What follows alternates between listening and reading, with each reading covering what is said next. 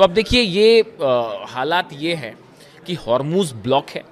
Iran ने साफ कर दिया है यूरेनियम हम नहीं दे रहे, परमाणु प्रोग्राम पर कोई बात नहीं कर रहे, आपको जो करना है वो कर लीजिए, ये हमारा अधिकार है, हम जारी रखेंगे। ईरान की जनता ने साफ कर दिया है, अमेरिका के सामने से झुकने की जरूरत नहीं है। और अब जो ये बातचीत वाली बात पूरी तरह से फेल हो गई है, तो माना यह जा रहा है कि जैसे ही डोनाल्ड ट्रंप का चीन दौरा खत्म होगा, अगर इस दौरे में किसी तरह का कोई समझौता नहीं हो पाया ईरान को लेकर, तो ईरान पर स्ट्राइक होना तय है। सेंटकॉम की तरफ से, जो सेंटकॉम ऑपरेशन देखता है ईरान में, उसकी तरफ से बॉम्बर्स की तस्वीरें जारी की गई हैं, B-1 बॉम्बर्स की तस्वीरें जारी की गई हैं कि अगर आप नहीं मानेंगे तो हम B-1 बॉम्बर से हमला कर देंगे।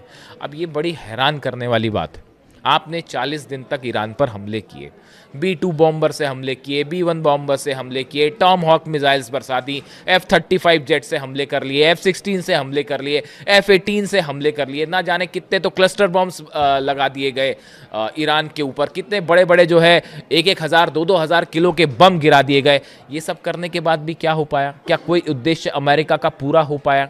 सत्ता परिवर्तन नहीं हो पाया, यूरेनियम हासिल नहीं हो पाया, न्यूक्लियर मुद्दे पर आप ईरान को नहीं झुका पाए, हॉर्मूज आप नहीं खुलवा पाए, जहाज आप नहीं निकलवा पा रहे हैं। तो ऐसे हालात में जो अमेरिका का मिशन था वो पूरी तरह फेल हो गया। ऐसे में सेंटकॉम का B-1 बॉम्बर की तस्वीर दिखा के ये कहना कि हम रेडी हैं, लॉक्ड है, इस बात का क्या मतलब निकाला जाए?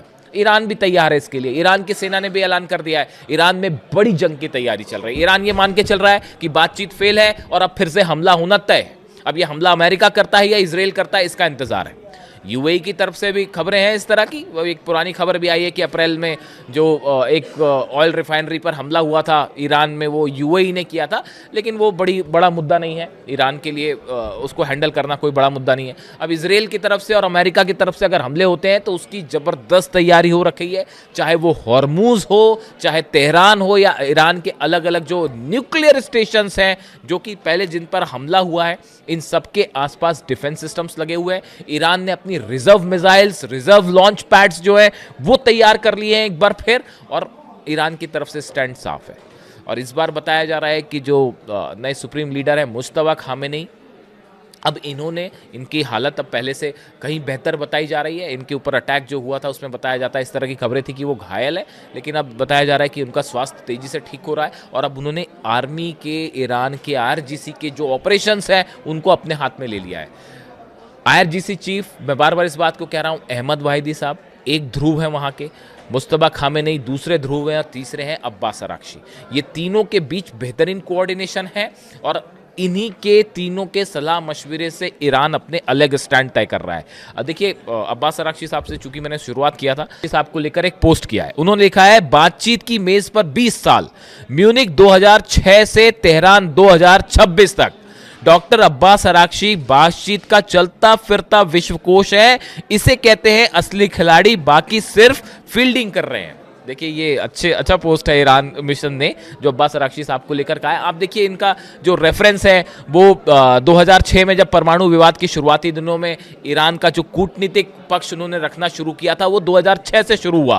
फिर 2015 में वियना में जो joint comprehensive plan of action जो JCPOA तैयार हुआ था, इस दौरान उनकी बेहतरीन कूटनीति दिखाई दी। और अब 2026 में पूरी दुनिया देख रही है कि इतने जंग के बावजूद अब्बास अराक्ची जो विदेश मंत्री हैं, उन्होंने कितने बेहतरीन तरीके से हर पक्ष को ईरान के पूरी दुनिया के सामने रखा है, और इसीलिए पूरी दुनिया में उन्हें एक बेहतरीन विदेश मंत्री के तौर पर देखा जा रहा है, और वो अब एक इंटरनेशनल पर्सनालिटी बन चुके हैं, इसमें कोई शक नहीं है। तो अब वो उनका भारत दौरा है, वो पीछे भी भारत आना चाह रहे थे, लेकिन जंग की वजह से वो नहीं आ पाए। तो भारत का उनका ये दौरा बेहद अहम होगा। लावरोव भी उनके साथ आ रहे हैं, ऐसे में नज़र रहेगी कि ये मीटिंग्स में क्या बड़े फैसले होते हैं। और दूसरा नज़र रहेगी डोनाल्ड ट्रंप के चीन के दौरे को लेकर। फिलहाल ये माना जा रहा है कि ये जब तक ये मीटिंग्स खत्म नहीं होंगी तब तक हमला ईरान पर नहीं होगा, लेकिन उसके बाद कुछ भी हो सकता है। ईरान के विदेश मंत्री अब्बास अराक्ची साहब भारत के दौरे पर आ रहे हैं। किसी ने मुझसे पूछा कि इनकी इस विजिट को आप कैसे देखते हैं, तो मैंने अपने थंब में लिख दिया है, ईरान का शेर भारत आ रहा है। और एक बात मैं और जोड़ना चाहूँगा, ईरान का शेर अमेरिका को हराकर भारत आ रहा है, ऐसा भी कुछ लोग कह रहे हैं। देखिए, हालांकि वो ब्रिक्स समिट में भाग लेने भारत आ रहे हैं, गौर करने वाली बात यह है कि अब्बास अराक्ची साहब तो भारत आएंगे ही, साथ में रूस के विदेश मंत्री लावरोव भी इस दौरान भारत में मौजूद रहेंगे। यानी दो विदेश मंत्री, एक ईरान के विदेश मंत्री और दूसरे रूस के विदेश मंत्री, इन दोनों की भारत में मौजूदगी, इनका भारत आना इन हालात में जंग के बीच बेहद अहम हो जाता है। देखिए कैसे अहम हो जाता है। एक तो हॉर्मूज बंद है, अमेरिका की फोर्सेस खड़ी हुई हैं, ईरान की फोर्सेस हैं, हॉर्मूज ब्लॉक है, पूरी दुनिया में तेल को लेकर बड़ा संकट जो है वो मंडराता दिखाई दे रहा है, तेल सप्लाई बाधित हो रही है। ऐसे में ईरान की तरफ से लगातार ये आश्वासन भारत को दिया गया है कि हमारी पूरी कोशिश है कि भारत को सप्लाई होने वाला ऑयल किसी भी रूप में ना रुके। बताया यह जा रहा है कि ये ब्रिक्स समिट में तो चर्चा होगी, लेकिन इसके अलावा भारत की ईरान और रूस के विदेश मंत्री के साथ इस मुद्दे पर बड़ी चर्चा हो सकती है कि इन हालात में कैसे ऑयल, एलएनजी की, गैस की सप्लाई जारी रखी जाए बिना किसी बाधा के। इस समय ईरान की जो सबसे बड़ी ज़रूरत है वो जो ऑयल उसके पास जमा हो रहा है, लगातार हमने इस बारे में बात की। खार्ग आइलैंड के पास आपने देखा बड़ी मात्रा में ऑयल फैला हुआ है समंदर में, उसको लेकर मैंने वीडियो किया। अब देखिए इस समय ईरान की सबसे बड़ी ज़रूरत है कि जो ऑयल वहाँ प्रोड्यूस हो रहा है उसका ज़्यादा से ज़्यादा ऑयल जो है वो एक्सपोर्ट किया जाए, और भारत एक बड़ा खरीदार साबित हो सकता है। लेकिन बीच में बाधा बनी हुई है अमेरिका का ब्लॉकेट, जो अमेरिका ने हॉर्मूज में कर रखा है। इस ब्लॉकेट के पहले ये जो ब्लॉकेट शुरू हुआ, इसके पहले ईरान की तरफ से भारत में जहां लगातार जहाज़ों की सप्लाई हो रही थी, जितने भारत के जहाज थे वो सब निकलते जा रहे थे लगातार, और भारत में जो है ऑयल और एलएनजी गैस की सप्लाई आसानी से हो रही थी। लेकिन अब इस ब्लॉकेट के बाद इस सप्लाई में बड़ी बाधा आई हुई है। पूरे देश में, भारत में इस समय चर्चा है कि आने वाले वक्त में क्या तेल का संकट आने वाला है, क्या गैस का संकट आने वाला है। ऐसे समय में भारत और ईरान की दोस्ती इस संकट से निपटने में बेहद अहम साबित हो सकती है। और अब्बास अराक्ची साहब, विदेश मंत्री ईरान का, उनका भारत दौरा इस दिशा में भारत के लिए और ईरान दोनों के लिए बड़ा एक फायदेमंद सौदा साबित हो सकता है।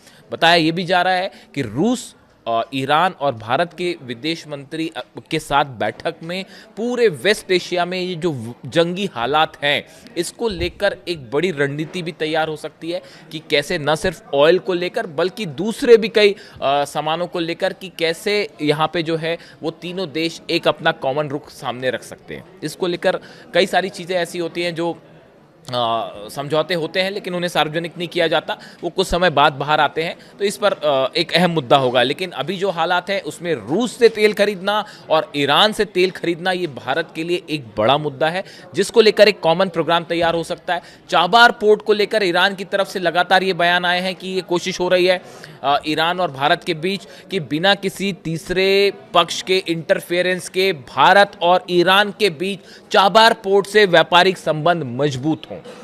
ये एक अहम बात है। देखिए आप अगर देखें पिछले 1-1.5 साल की बात करें आप, तो भारत और ईरान के संबंध बड़े तेजी से बेहतर हुए हैं। खास तौर पर ईरान पर जब से हमला हुआ उसके बाद से आप देखें 12 दिन की जो जंग हुई, उसके बाद एससीओ की समिट में भारत ने ईरान का साथ दिया है, इजराइल की आलोचना की। उसके बाद यूनाइटेड नेशंस में ईरान के खिलाफ एक प्रस्ताव लाया गया था, भारत ने उसका भी विरोध किया है।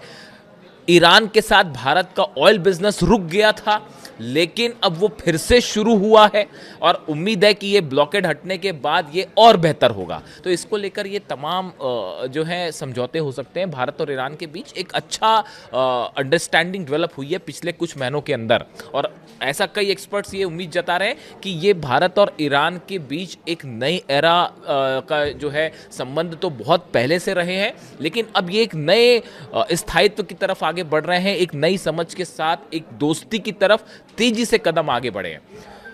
भारत में देखिए इस पूरी जंग के दौरान अगर आप बात करें, अभी ये दूसरी जंग के दौरान भारत में ज़बरदस्त सपोर्ट देखा गया है ईरान के पक्ष में। कई लोग मुझसे ये बात कहते हैं, कई कमेंट्स आते हैं मेरे वीडियो में कि भारत से जब वीडियो बन रहे, जब जंग शुरू हुई उस दौरान भारत में एक इस तरह का माहौल था कि बहुत सारे लोग जो हैं वो इजराइल के पक्ष में थे, या कई वीडियोस इस तरह के बनते थे जो इजराइल के फेवर में थे। लेकिन आपकी सीरीज सबसे पहली उन सीरीज में से है जिसने ईरान के सही पक्ष को सामने रखा, और आपके वीडियोस के चलते बड़े सारे लोगों ने ईरान पर वीडियो बनाने शुरू किए, और आज देखिए भारत की एक बड़ी संख्या जो है लोगों की, और मीडिया में भी जो है वो ईरान को ज़्यादा स्थान मिलना शुरू हो गया है, ऐसा कई लोग कहते हैं। मैं इस बारे में कुछ कहना नहीं चाहूँगा। मैंने हमेशा वही कोशिश की कि जो सही पक्ष होता है उसको बिना डर के बेबाकी के साथ सामने रखा जाए, मेरी हमेशा कोशिश यही होती है। तो देखिए, एक तो ये विजिट की बात हुई, अब्बास अरागची साहब और लावरोव दोनों की भारत आना जो है ये बेहद अहम होगा। दूसरी चीज देखिए, 2-3 बड़े डेवलपमेंट हैं। एक तो डोनाल्ड ट्रंप चीन जा रहे हैं, उस पर मैं अलग से विस्तार से बात करूंगा कि डोनाल्ड ट्रंप चीन जा रहे हैं तो उनकी उस विजिट का ईरान के साथ जंग पर क्या असर होगा। देखिए, बाय एंड लार्ज ये बात की जा रही है कि ट्रंप की ये कोशिश होगी चीन पर दबाव बनाने की कि किसी तरह से ईरान को यूरेनियम पर तैयार किया जाए या जंग रोकने के लिए तैयार किया जाए और कोई समझौते के लिए दबाव डाला जाए। हालांकि चीन इस पे कितना तैयार होगा और चीन की क्या भूमिका होगी वो आने वाले वक्त में पता चलेगी, लेकिन फिलहाल चीन की तरफ से इस तरह का कोई कमिटमेंट नहीं है। अब देखिए, इसके अलावा एक बड़ी खबर है कि अभी एक फिर से बैठक हुई व्हाइट हाउस में, बताया जा रहा है कि वॉर रूम में बैठक हुई। उस वॉर रूम में डोनाल्ड ट्रंप एक बार फिर चीख चुके हैं और फिर से उन्होंने अपना आपा खो दिया, और अपने जो जनरल्स थे उनके सामने ही वो चीख पड़े कि आखिर हम ईरान को क्यों नहीं झुका पा रहे हैं, हम हॉर्मूज में अब तक जो ब्लॉकेड है हम उसको क्यों नहीं फ्री करवा पाए। इसके अलावा उन्होंने कहा कि यूरेनियम अब तक हासिल क्यों नहीं हो पाया, हम यूरेनियम को लेकर कोई समझौता क्यों नहीं कर पा रहे हैं, ईरान के साथ कोई डील क्यों नहीं हो पा रही। इन 3-4 मुद्दों को लेकर डोनाल्ड ट्रंप ने अपना एक बार फिर आपा खो दिया, और वो जो है अपने जनरल्स पर, वहाँ जो उनके अधिकारी थे उन्हीं पर गुस्सा हो गए। ऐसा पहले भी एक बार हो चुका है, एक बार नहीं बल्कि कई बार हो चुका है।